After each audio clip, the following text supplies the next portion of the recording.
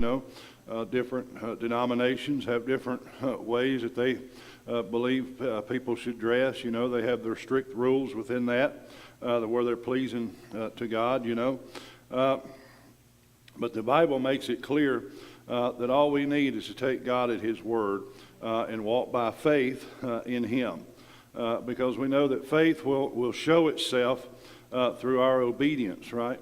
But faith itself is the real issue a lot of times. It's hard for us sometimes to rely on our faith, right, when we're facing something very difficult within our lives. And so we know that many trials come our way and issues arise, and they try our faith, doesn't it? It really does.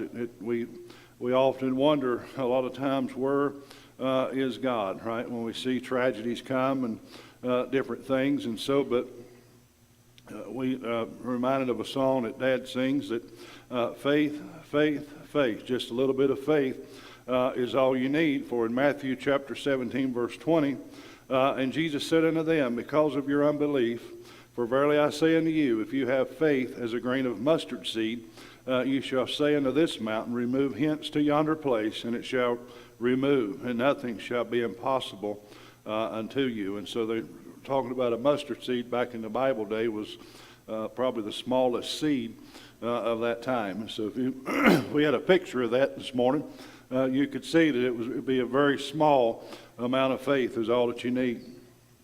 But that passage highlights to us the power of faith. Even in a small amount, it will accomplish great things. And so the idea of faith being like a mustard seed is used to us to emphasize that even a tiny amount of faith can be incredibly powerful, right? And so mustard seeds are very small, yet they grow into large plants. And so similar to that, just to give a description or an analogy or whatever, a small amount of faith, when combined with our trust in God, can lead to very extraordinary outcomes. And so we'll begin with chapter 11 of Hebrews, verse 1. Now faith is the substance of things hoped for, the evidence of things not seen. For by it the elders obtained a good report. And so we know that faith is the assurance of things that have not yet come to pass, right? Because we walk by faith and not by sight. And so in our minds, they are as good as done, right? Because we take God at His word. We believe what God says and what He promises to us. If God promises something, we can be very confident that it will happen, right? For we know that God does not lie. In Titus chapter 1, verse 2, in hope of eternal life, which God that cannot lie promised before the world began. And so faith just really confirms that of our trust in God, who is truth. And so there's been many times within my life, and I'm sure within your lives, that we have struggled to trust God in the very face of some difficult circumstances. I've been in church all my life. I've been around some great people of faith, right? That have a lot of faith, that had a lot of faith. I've been around all kinds of different preachers, and I was around Brother Hall for a long time of my life, and so I witnessed a lot of things that happened within his services, and but I've been around those people, but still I have struggled in my faith at times, and so there's been times that I've felt like giving up, right? I felt like just taking a seat, but through it all, He has never left me. He's never forgotten me. I've been through the fires of life. I've been more than once, but He never left me. He never one time gave up on me. And so I thank God for His faithfulness and love for me when I even struggled to have that faith within my own self. But in Hebrews chapter 11, verses 1 through 2, it really defines to us that faith is the very assurance of things hoped for, the convictions of things not seen. And it highlights to us that faith is not merely a feeling or a belief, but a confident trust in God's promises. and an understanding of the reality of things that are beyond our immediate perception. And so essentially faith is the foundation, right, upon which we build our lives, giving us confidence in the future. And it's really a solid basis for us for understanding the unseen. The part of the verse emphasizes to us that faith is not just wishing for something, but it's a confident expectation that God will surely fulfill His promises. It's a strong belief that we hope for is going to happen. It highlights that unseen reality of God's promises and the unseen power of faith within itself. You know, faith allows us to believe in things that we cannot see or that we cannot fully understand, like God's ultimate plan or the afterlife in heaven, right? We wasn't here when Jesus walked the earth, right? But we believe that Jesus walked the earth. We have faith that Jesus did walk the earth, that He did die on a cross, and that He did rise from the grave on the third day. And so that's something that we didn't see ourselves, but we still have faith, and we have the belief that it happened. And so if we have the faith in that, then we also have the faith that Jesus will come again and take us home and take us to heaven. And so it's things that we have not seen, but it's things that's going to happen in the future. Verse 2 suggests that faith is not just a belief that's merely based on evidence, but it's a proof of God's power. Because when we believe, it demonstrates that we are moved by something that's beyond ourselves, something that's unseen. And the author of Hebrews emphasizes to us that faith is not something we create on our own, but it's really a gift from God. It's awakened by God's promises to us and His ability to act powerfully. Verse 4, by faith Abel offered unto God a more excellent sacrifice than Cain, by which he obtained witness that he was righteous, God testifying of his gifts, and by it being dead yet speaketh. By faith Enoch was translated that he should not see death, and was not found, because God had translated him. But before his translation, he had this testimony that he pleased God. And so here's a few names that we're familiar with that's part of this hall of faith that's listed here in these two verses for us, so that we can look back at these who trusted God in biblical history, and it can be of an encouragement for us to do the same, right? They provide us some good examples here to imitate. 1 Corinthians chapter 11, verse 1, be you followers of me, even as I also am of Christ. And so in verse 2 of that, now I praise you, brethren, that you remember me in all things and keep the ordinance as I delivered them to you.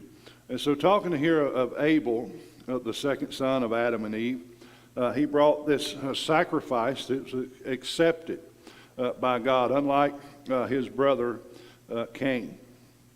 Abel's heart was in the right place, giving faith, the firstborn of his flock.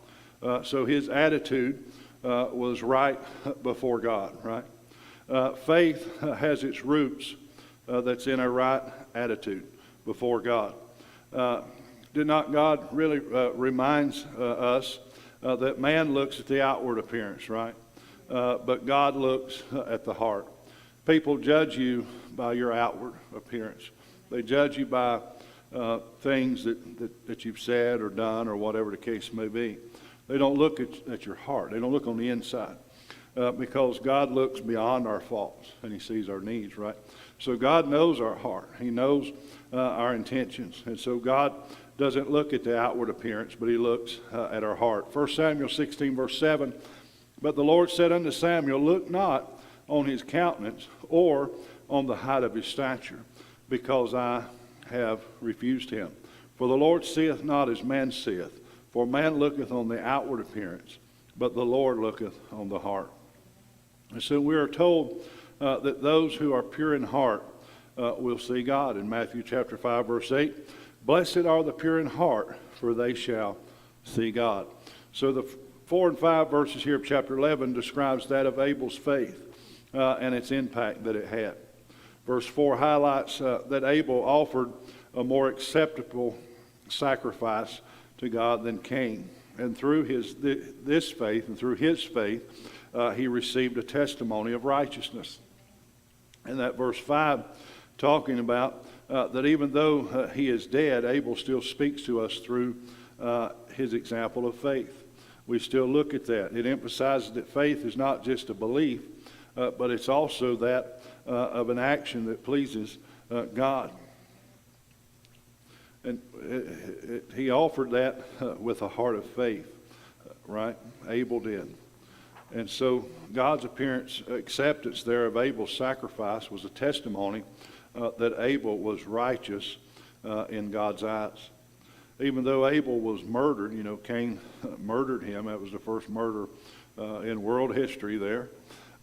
Even though he was murdered, his story and his example of faith continue to speak to us, reminding us of the power of faith and the consequences of sin.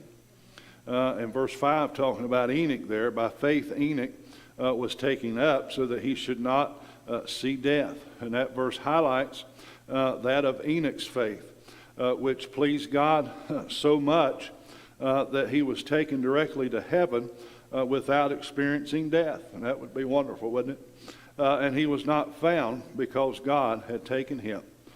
This emphasizes that miraculous nature of Enoch's translation, showing really the power of faith and showing God's favor.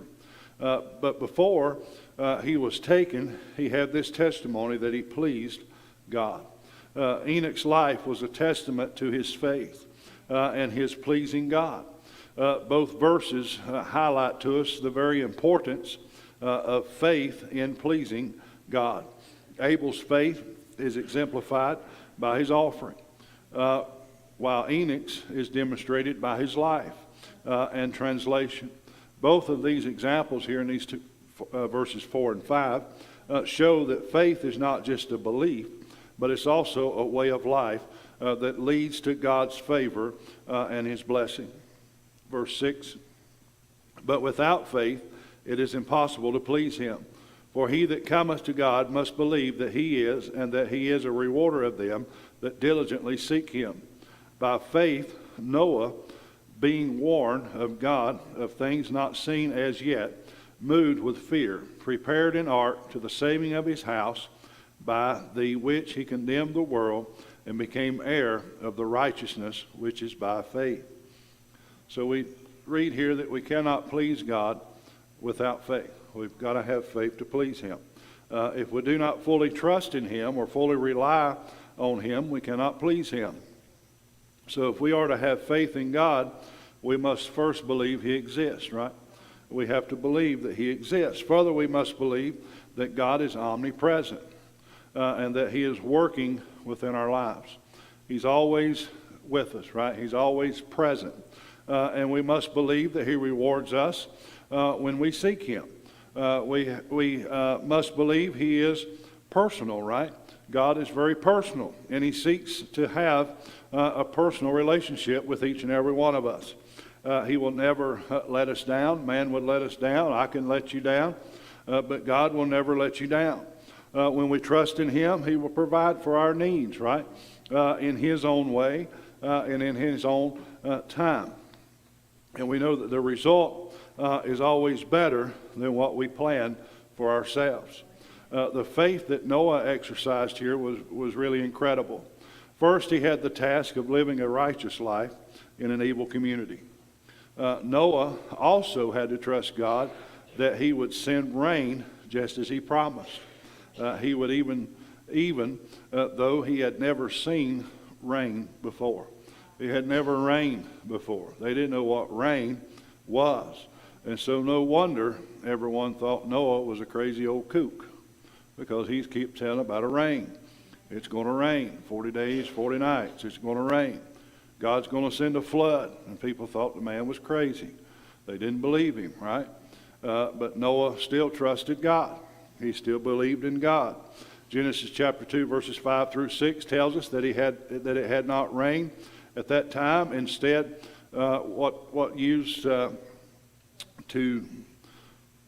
instead of rain, there was a mist that went up from the earth and watered the earth. It is possible this continued up until the time of Noah. Because of his faith, Noah continued to build that ark. He continued to do what God had instructed him to do. He did this for over 100 years before the flood came.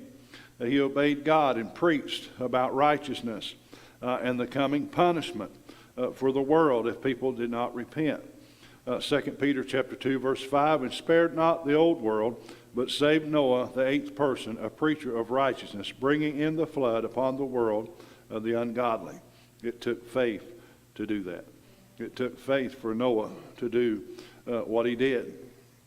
It emphasizes to us in these verses the very crucial role of faith, and that of having a relationship with God.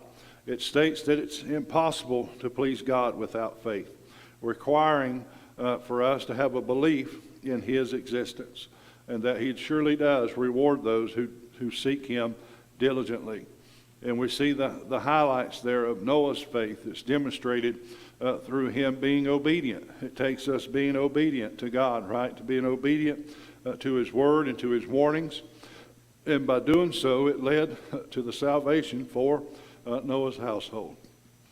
And without faith, it is impossible to please God. This verse underscores that faith is the foundation of a relationship with God. It's not enough just to simply perform religious actions, right, or rituals, but it takes genuine faith. It takes genuine trust and belief in God that is essential for us. And for whoever will draw near to God must believe that he exists and that he rewards those who seek him. It's two key aspects here of faith. First, it's acknowledging God's existence. And then second, it's taken for us believing that he is a rewarder, meaning he actively responds to those who seek him with sincerity and effort. Verse 8, by faith Abraham, when he was called to go out into a place which he should after receive for an inheritance, obeyed, and he went out, not knowing whither he went. By faith he sojourned in the land of promise, as in a strange country, dwelling in tabernacles with Isaac and Jacob, the heirs with him of the same promise. For he looked for a city which hath foundations, whose builder and maker is God. Through faith also Sarah herself received strength to conceive seed, and was delivered of a child when she was past age, because she judged him faithful who had promised. Therefore sprang there even up of one, and him as good as dead, so many as the stars of the sky in multitude, and as the sand which is by the seashore innumerable. So here we're talking about Abraham and Sarah and Isaac and Jacob. Here's an account of a man who was asked to leave his country and go to an unknown land. If we were asked to leave even our state to go to another state, we would probably fight with that, right? Because we're used to what we're at, where we are. But there was no map back then. He didn't have Google Maps on his iPhone or his Android. Didn't have a compass to guide him, and he did not even know the destination of where he was going. He only had the promise of an invisible God that he would show him the way, and he would show him one step at a time. But for Abraham, he obeyed and he left everything when Abraham was already 75 years old. Could you imagine that at 75? So Abraham did this. Abraham, like Isaac and Jacob, who came after him, lived in tents. They sojourned and they moved around in a wilderness because he trusted in God's promise. He trusted in God's promise of a city which hath foundation, whose builder and maker is God. The hope of something for him that's truly permanent, even while they were in the wilderness, came with trusting God. Would we be able to be like Abraham and do that? In trusting God to do this and wander around in the wilderness, not really knowing where we're going and relying on a God that we haven't seen to lead us one step at a time. But Abraham did that. The hope of something permanent, truly permanent for him. And we also read of Abraham in his old age. He was trusting God for the child that was promised. And we all know the story of Abraham and Sarah and all those things, and how Sarah laughed, right, because she was barren without child, and she was an old woman. How in the world could she bring forth a child, right? But Abraham also trusted God for this child that he promised. He trusted God to keep his word, even though the situation seemed to make it impossible. It seemed like a very impossible situation there, right? Both of them in such an old age. But Abraham waited for 25 years in faith before God's promise was fulfilled. Are we willing to wait and hold on that long to the promises of God? Could we wait? In the time of which we live, we want everything right now, right? We want to be able to go to the store and buy it. We want to be able to order it on Amazon and get it the same day if possible. Amazon comes to my house quite often. My doorbell goes off. That's got to be Amazon. But that's the world we live in, right? We want it right now. So our patience are not like that of Abraham anymore, right? It'd be tough on us. And I'm sure it was tough on Abraham too. But just imagine how tough it would be on us to wait 25 years for something when we live in a right now world, you know, when you can get everything, you can get your food brought to you by Grubhub and all those different things if you're too lazy to go to get it yourself.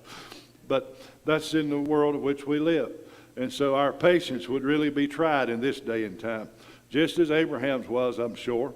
But it highlights to us in these 4 verses of Abraham's faith in action.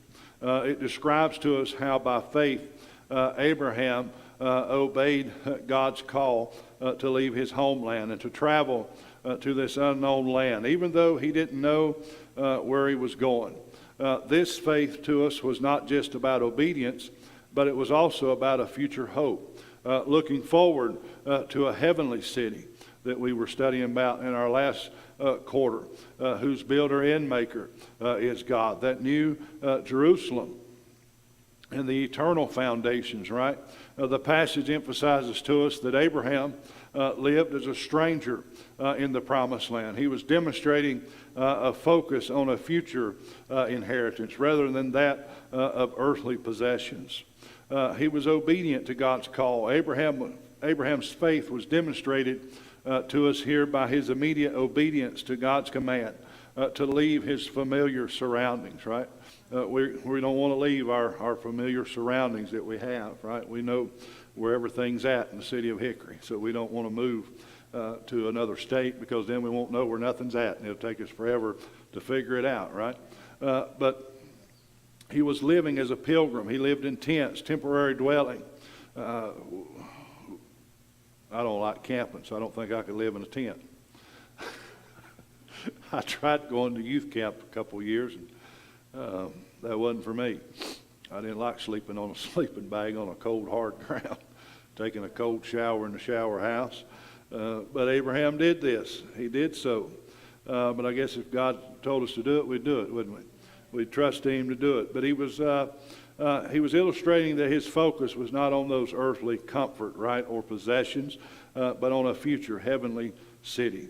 He was looking to the future. Abraham's faith looked beyond the present, anticipating the very fulfillment of God's promises, particularly the promise of a future city with those eternal foundations, that new Jerusalem. You know, faith as a foundation, the passage emphasizes of obedience to God and that of anticipation. And faith in God's promises to us and Abraham shows us that his faith was not shaken by the fact that he didn't immediately see the fulfillment of God's promises. he continued to trust in the very faithfulness of God. Even though it wasn't like Amazon, it didn't come the next day or the same day, Abraham didn't give up on his faith. He didn't give up on his trust in God. He still trusted and believed in the fulfillment of God's promises to him. Because whatever God promises us, whatever God tells us is going to come to pass. Maybe not in our expectation, but it will. In God's time, it will come to pass. His promises will be fulfilled to us. Verse 13, these all died in faith, not having received the promises, but having seen them afar off, and were persuaded of them, and embraced them, and confessed that they were strangers and pilgrims on this earth. Sometimes God does not fulfill his promises quite as quickly as we want him to, right? Especially in this day of age where we want everything right now. I got a little ahead of myself a while ago, but that's okay. We can repeat. A teacher I had in school said repetition was the key to learning. So I'll repeat a little bit here. But it don't come as quickly as we want. God always has a plan, though, right? Ruby used to sing a song that God has a plan for every mother's child. He had a plan for you, for me, and that plan is being played out however He's seen fit for it to go. And so we just have to trust and believe in God, right? We must be willing to wait for God's very best. God's not going to give you something that's not no good. He's not going to give you something that's not worth anything. He's going to give you the very best, right? Even if it takes a little bit longer to get it, He's still going to give you the very best. Hebrews chapter 11, verse 13 summarizes to us the faith of those who live before Christ. These people lived before Jesus Christ came, right? They didn't get to see the Messiah. But they lived in faith. They still have faith and trusted in God's promises.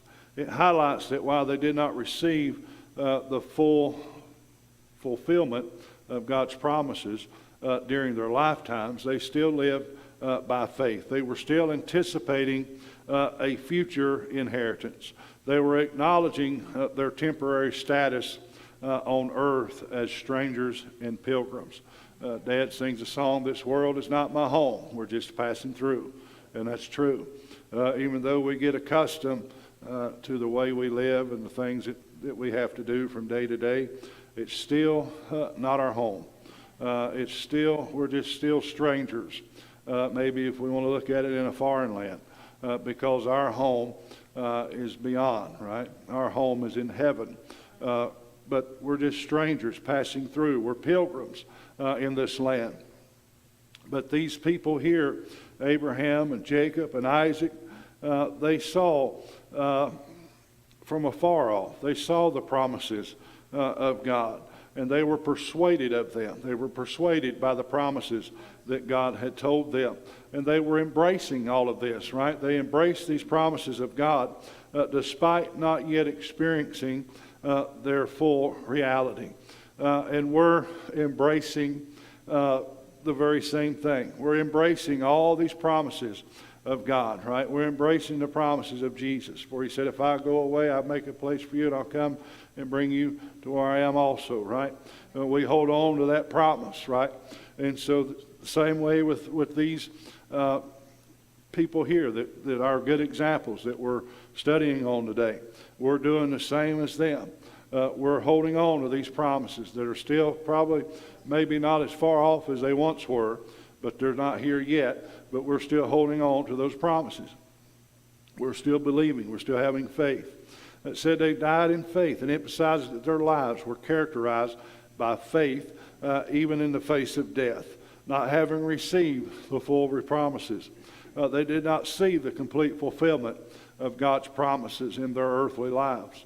They seen them. They had a vision of these promises, though not yet realized in their time. They were persuaded. They were convinced of the truth, right? And the reality of God's promises. And then they also accepted and they held on to these promises, even without immediate physical possession, right? And then where they're strangers and pilgrims, they recognized that their true home and ultimate fulfillment were not in this world, but were in a future heavenly city. In essence, it's talking about the nature of faith as an assured expectation of things that are hoped for, even when not yet seen. And the believers' recognition of their temporary residence here on earth as they await that future heavenly home. And so these examples here that we have this morning in Hebrews chapter 11, it shows us that faith is believing God's promises. And it shows us that acting upon them despite temptations to give up. Still stay the course, right? Still keep fighting the good fight. Still keep having the faith in the promises of God. The Bible is full of all kinds of good examples that we can imitate, that we can go by, that we can learn from. And we know that Christians must walk by faith, right? Believing that God exists and that He rewards those who faithfully and diligently seek Him. Although God's timing is not always the same as ours, He is always faithful to keep His promises. He's always faithful to us, and He'll never leave us nor forsake us, right?